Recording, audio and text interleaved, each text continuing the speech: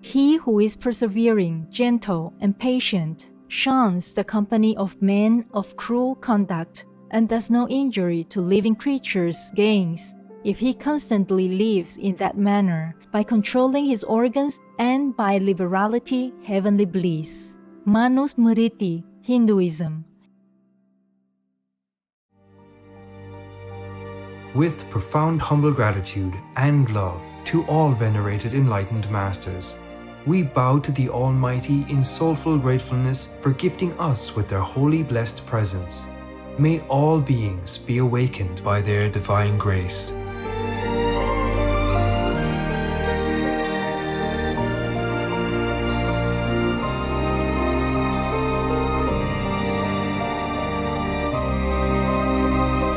Etc.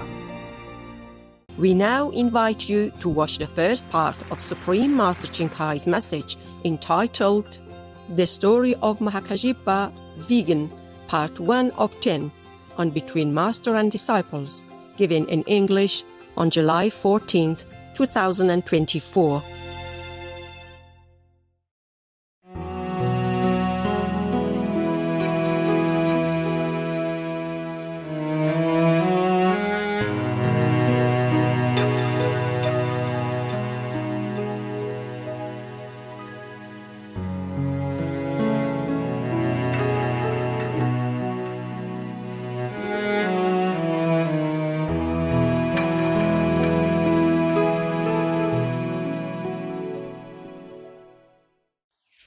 Hi there, all the beautiful souls that descended into this world to give benefits to all others, as many as you are capable, according to God's grace and God's will.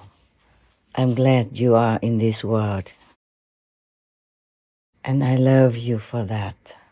And I thank you for that. Even if you do some little good to others, even though you think it's little, but it could mean the world to the receiver. At least your soul is pure, your heart is benevolent as you are worshiping God, praising all the masters, and thanking all the noble souls who are doing God's will for the benefit of all. I'm glad you're here with me. Otherwise, I probably would have felt or would be still feeling very lonely on this planet, as we are kind of far away from home. Though it's not far, but because of physical space, it makes us feel that it's far. But as long as we meditate inside, we can always contact home or make a brief visit to some nearby neighborhood of our heavenly home. I want to ask you, please also help me to thank Mahakasyapa, because I don't think I thanked him enough. And I want to tell you his story so that some of you who don't know who he is would feel honored to know him. You see, Mahakasyapa was one of the foremost disciples of the Buddha when the world honored one was still alive, and he was named the ascetic number 1. Buddha had 10 foremost disciples, and some of them had the title, like Mahakasyapa is ascetic number 1. Maudalagayana is like magical power number 1. And the great Anand is good memory number 1. Yes. There are more. Sariputra is the wisest, for example. And according to a Buddhist legend, Mahakasyapa, the real Mahakasyapa, the monk, one of the foremost disciples of the Buddha, is still alive today on earth and meditating in a place, maybe a cave in a mountain, which is named chicken food. Yes, so the one who had given me the Buddha Sarira, your sister wanted me to change the photo that they put on in the first place. They were not the ones that Mahakasyapa gave me, so she wanted me to change it to the real photograph. I really want to see it now, but I'm kind of far. I couldn't get there quickly enough yet. Besides, I'm still in retreat. I don't want to go too far. I shouldn't. Once you are in retreat, you should be always in one place, as concentrated as possible in one place. Maybe you could be in the garden, but without seeing anybody and without letting anybody see you, so that you can harness all your power for some special purpose. Many people do retreat just to invigorate their energy and to harness all the power so that they can accomplish some task. Yesterday, I had a talk with my dog people. Sometimes it's telepathically only. Sometimes, if possible, by phone. And the dog people even know what I have revealed to you. I did not want to. I did not want to reveal it, what God made me. And after I revealed it to you, I asked God 3 more times whether or not it is the right thing to do, to reveal to you my real identity. Or if not, please let me delete these parts, because I don't know how people would react.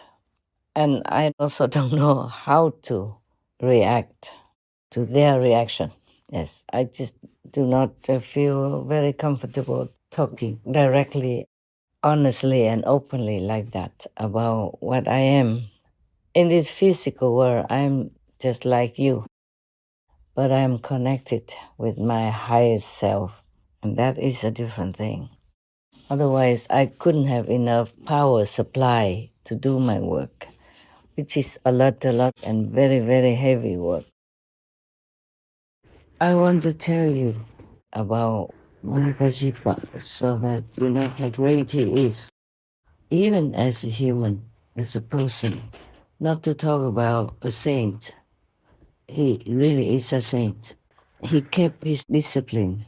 In Buddhism, you have 13 very strict disciplines which you have to adhere to in order to be called the best ascetic.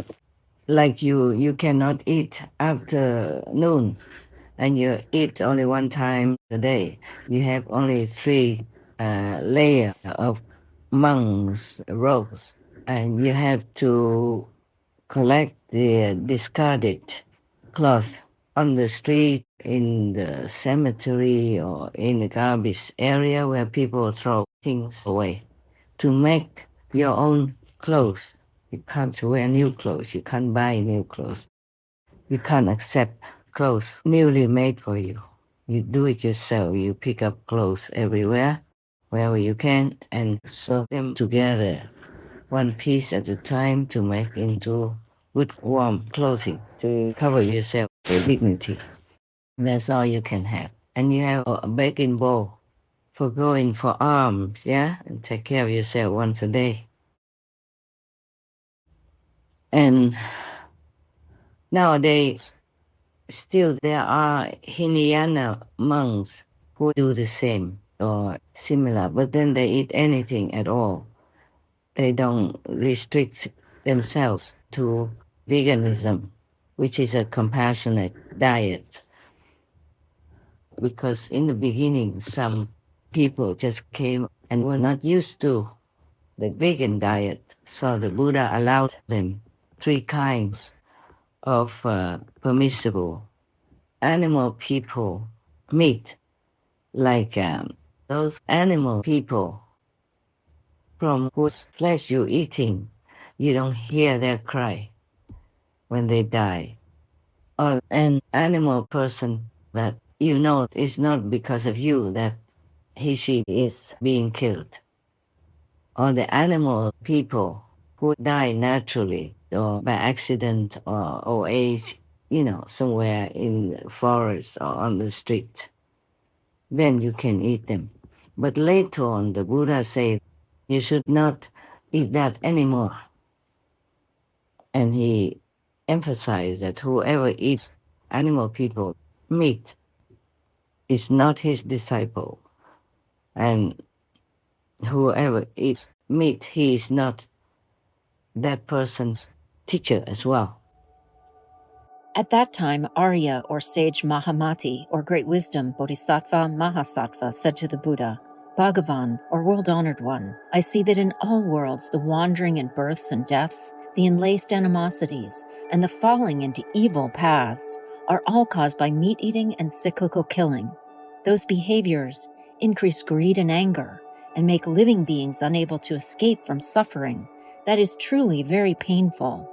Mahamati, having heard my words, if any of my disciples does not honestly consider that, and still eats meat, we should know that he is of the Candela, or killer's lineage. He is not my disciple, and I am not his teacher. Therefore, Mahamati, if anyone wishes to be my relative, he should not eat any meat. The Lankavatara Sutra, Tripitaka, number 671. And the Buddha was strictly vegan. Yeah, you can see some of the excerpts that I have expounded to you some years ago about that Buddha was a vegan, because he named silk, down, milk, eggs, leather boots, or anything to do with animal people you should not use, because it causes suffering anyway. Bodhisattvas and pure monks walking on country paths will not even tread on living grasses, much less uproot them. How then can it be compassionate to gorge on other beings' blood and flesh? Monks who will not wear silks from the East, whether coarse or fine, who will not wear shoes or boots of leather, nor furs, nor birds down from our own country, and who will not consume milk, curds, or ghee, have truly freed themselves from the world. When they have paid their debts from previous lives, they will roam no longer through the three realms. Why? To wear parts of a being's body is to involve one's karma with that being, just as people have become bound to this earth by eating vegetables and grains. I can affirm that a person who neither eats the flesh of other beings, nor wears any part of the bodies of other beings, nor even thinks of eating or wearing these things, is a person who will gain liberation. What I have said is what Buddhas teach. Mara, the evil one, teaches otherwise. The Surangama Sutra. Even if that animal person is not killed because of you, if you eat it, then people will have to kill another animal person to sell to other people who want to buy, because you have eaten that portion of animal people. So there's one person missing, one chicken person missing. So if somebody wants to buy, they have to kill another chicken person to sell to you, or to them. The Buddha taught compassion in all of the scriptures that he preached during his lifetime, which was many decades. So if a monk is supposed to follow the Buddha, he should adhere to compassion. That is normal. You do what your teachers do.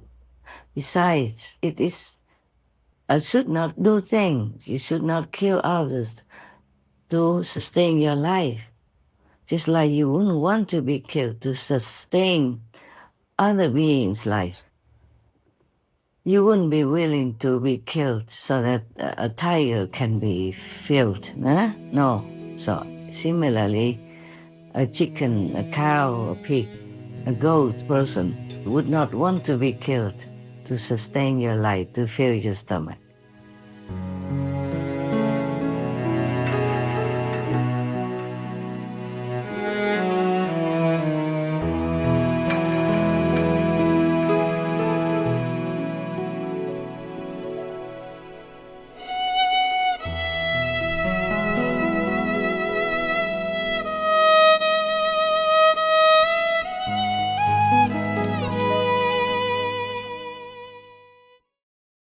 Supreme Master Ching Hai, vegan, is a world-renowned spiritual teacher, humanitarian, and artist. To learn more about her compassionate life and teachings, please visit suprememastertv.com/master.